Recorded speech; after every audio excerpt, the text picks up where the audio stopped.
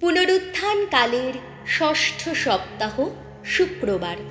প্রথম পাঠ শিষ্যচরিত 18 অধ্যায়, পদ সংখ্যা 9 থেকে 18। পলের প্রতি করিন্থের ইহুদি সমাজের বিরোধিতা। পল যখন করিন্থ নগরে ছিলেন, একদিন রাতের বেলায় প্রভু তাকে দর্শন দিয়ে বললেন, ভয় পেও না, বাণী প্রচার করে যাও, তুমি নীরব থেকো না, আমি তো তোমার সঙ্গেই আছি। কেউই তোমার উপর হাত তুলে তোমার কোনো ক্ষতি করতে পারবে না, কারণ এই শহরে এমন অনেক মানুষই তো রয়েছে যারা আমার অনুগামী। তাই পল 1.5 বছর ধরে করিন্থ নগরে রয়ে গেলেন, আর ঈশ্বরের বাণী সেখানকার মানুষদের শুনিয়ে ধর্ম শিক্ষা দিয়ে চললেন। গাল্লিও যে সময় আখাইয়ার প্রদেশপাল, সেই সময় ইহুদিরা একদিন দল বেঁধে পলকে আক্রমণ করল। তারা প্রদেশপালের দরবারে তাকে ধরে নিয়ে গেল। সেখানে তারা বলল, এই লোকটা জনসাধারণকে এমনভাবে ঈশ্বরের উপাসনা করতে প্ররোচিত করছে যা বিধান বিরুদ্ধ। পল কিছু বলতে যাচ্ছিলেন, এমন সময় গাল্লিও ইহুদিদের বলে উঠলেন, শোনো ইহুদিরা, ব্যাপারটা যদি কোনো অন্যায় বা গুরুতর কোনো অপরাধকে নিয়েই হতো, তাহলে আমি যুক্তিযুক্ত ধৈর্যের সঙ্গেই তোমাদের বক্তব্য শুনতাম। কিন্তু যখন নিছক কিছু কথা ও নাম নিয়ে এবং তোমাদের নিজেদের বিধান নিয়েই নানা প্রশ্ন উঠেছে, তখন তোমরাই ওসব বোঝো গিয়ে। আমি ওসব ব্যাপারের বিচার করতে চাই না।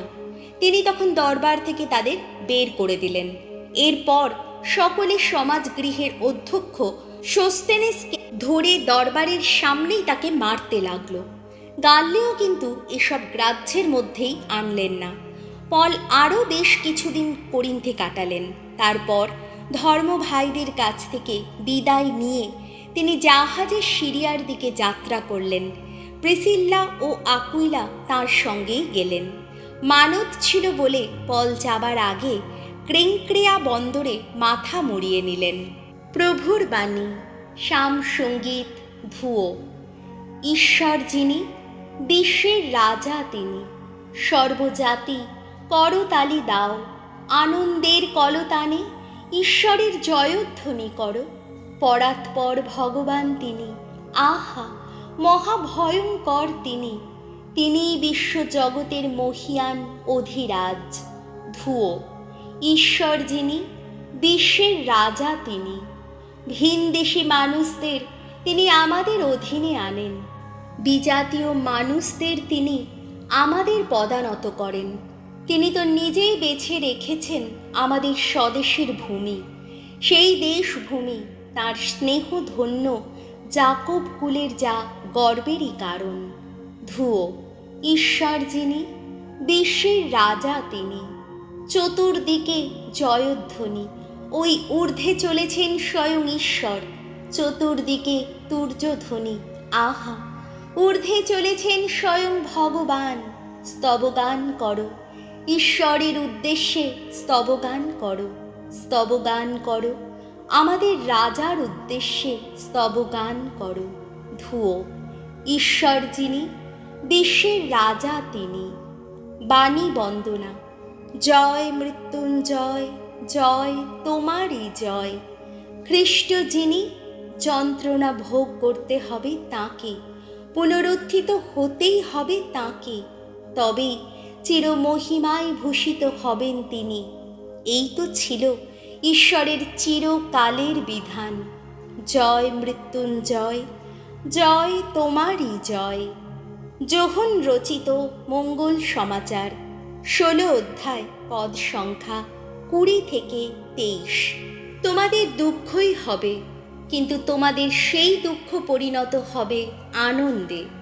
এই জগৎ ছেড়ে পিতার কাছে যাবার আগে যিশু তাঁর শিষ্যদের এই কথা বললেন, আমি তোমাদের সত্যি সত্যি বলছি, তোমরা তখন কাঁদবে, হাহাকার করবে, সংসার কিন্তু আনন্দ করবে। হ্যাঁ, তোমাদের দুঃখই হবে, কিন্তু তোমাদের সেই দুঃখ পরিণত হবে আনন্দে। সন্তান প্রসব করতে গিয়ে নারী বড়ই কষ্ট পায়, কেননা তার সেই প্রসবের সময় এসে গেছে। কিন্তু শিশুকে জন্ম দেবার পর সেই যন্ত্রণার কথা তার আর মনেই থাকে না। এই আনন্দে যে জগতে একটি মানুষের জন্ম হয়েছে। তোমাদের অবস্থাও ঠিক সেই রকম। এখন তো তোমরা মনে মনে কষ্টই পাচ্ছ, কিন্তু আবার তোমাদের সঙ্গে আমার দেখা হবে, আর তখন তোমাদের হৃদয় আনন্দে ভরে উঠবে, আর তোমাদের সেই আনন্দ কেউই কেড়ে নিতে পারবে না কখনো। সেদিন আমাকে তোমরা আর কোনো প্রশ্নই করবে না। প্রভু যিশুর মঙ্গল সমাচার।